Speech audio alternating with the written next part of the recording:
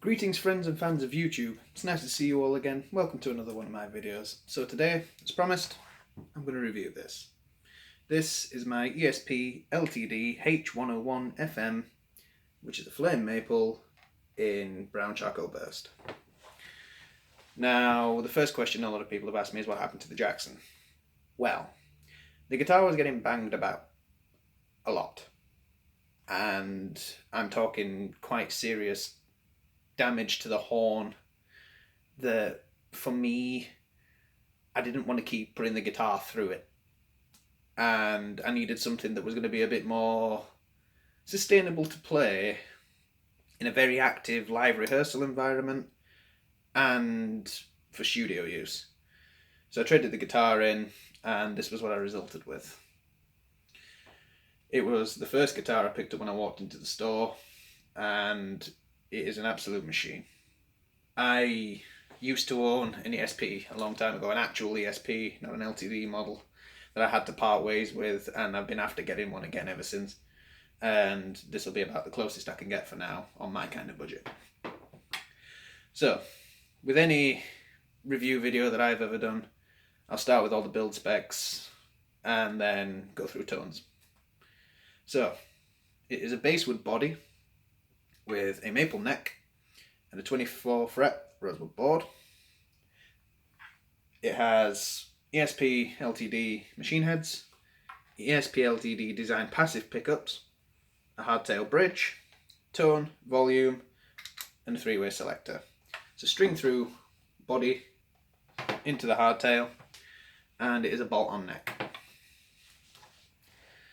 Now, I'll have to admit, the guitar is incredibly light. Basswood, as resonant as a wood it is very, very light and very, very good for super strat style guitars like this one. It is a 25.5-inch scale length, meaning that it holds its tuning extremely well and doesn't sound too flubby when you tune it down. Now, I'm tuned into drop C sharp and will be throughout this entire review video. As with any video I've ever done before, I'm going to start with clean and in the neck position and work my way down. So I'm just going to switch over to the clean channel and then we'll see how it sounds. Okay, so I've got myself back on the clean channel, as you'll hear. Now I will start out by saying that the pickups are very, very resonant, which you would expect for a £400 ESP LTD guitar, and they are very, very responsive. However, as with anything, let's see how it sounds.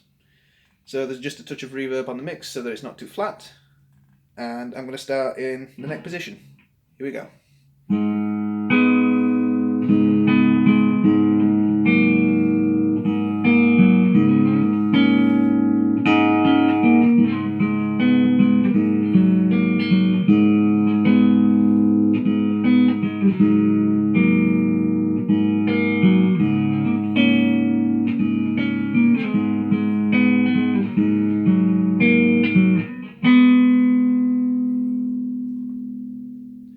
So as I say, very resonant, very boomy, but nothing that a good EQ wouldn't fix. And really, really good, believe it or not, in the distorted channels for getting those nice, rich, warm leads that a lot of musicians seem to enjoy. I myself enjoy a really nice, round, warmed sound when playing lead parts. Anyway, to the splits.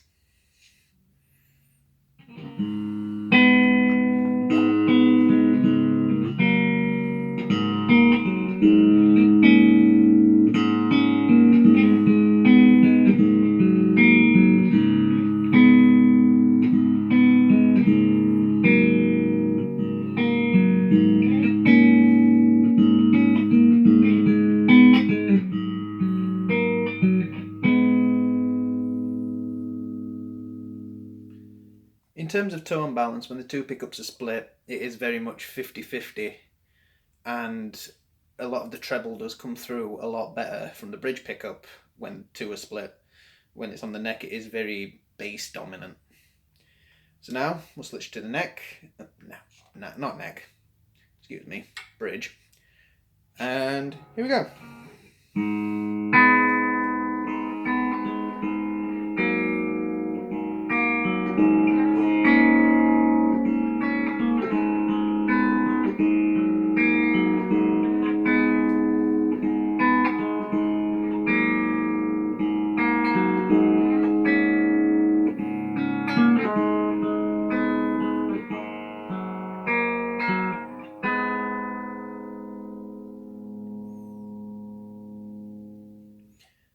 Very much a more treble orientated pickup, and you'll hear when it's distorted, very, very much in favour of hard rock and metal, which we all love. But really, really good as well because it's so tonally responsive if you want a slightly different lead sound when playing cleans. So I'm going to switch over now to the distorted channel and we'll see how it sounds distorted. Okay, so I'm on the distorted channel now, and for anyone asking, I have the tone set as follows. Bearing in mind I'm using a Marshall MG30D FX, so the dials go from 0 to 10. I have the bass about 3, 4 in between the two. I have the mids at 7 or 8, and I have the treble at 7 or 8 as well. What I tend to find in my own personal tone is that I prefer a bit less bass, but plenty of mids and treble, so that the notes really come through. I have the gain set at around 6, maybe 7, but I haven't got much volume because I'm at home. But I'm hoping everything will come through nice and clearly. So we'll start again on the neck position, and here we go.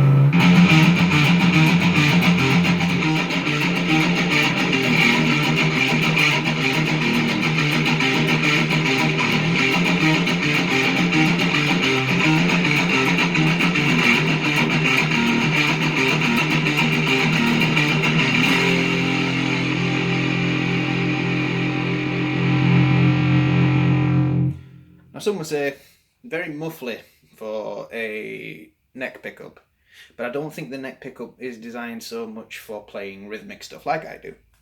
It is very much designed to sort of accentuate those lead parts a little.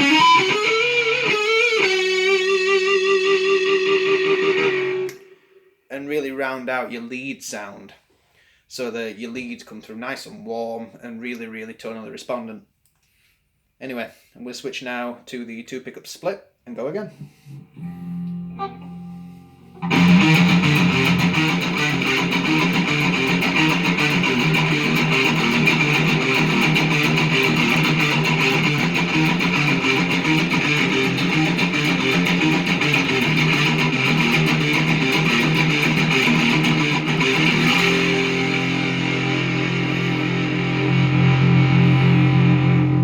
Again, not necessarily what you'd use for a rhythmic sound unless you're wanting a slightly fuzzy noise. I found that with the settings that I have and with the 2 pickup split, it's quite a fuzzy rhythm and quite a fuzzy tone. So if you want a really good fuzz, this is ideal. And again, just for comparison.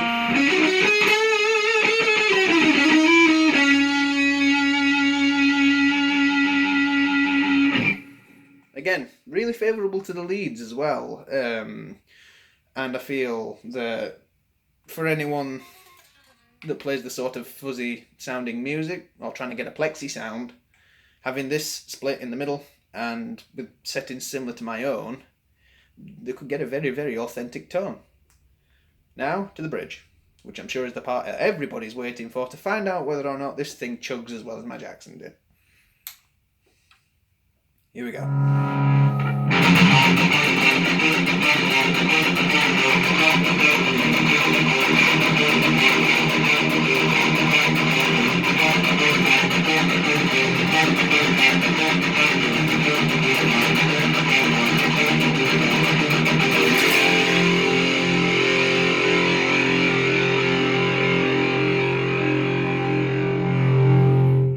Now, yes, they're not octaves, but they are very, very tonally clear.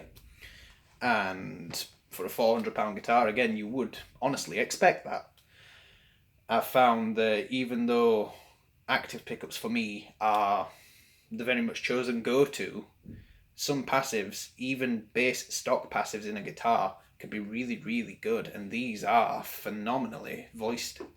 And again, just for a lead comparison.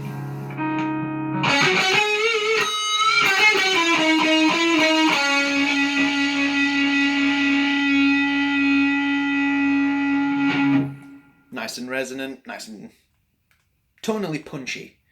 And if you really want your lead to sing, combining the bridge pickup with appropriate vibrato and the odd occasional pinch squeal, your tone is going to really come through.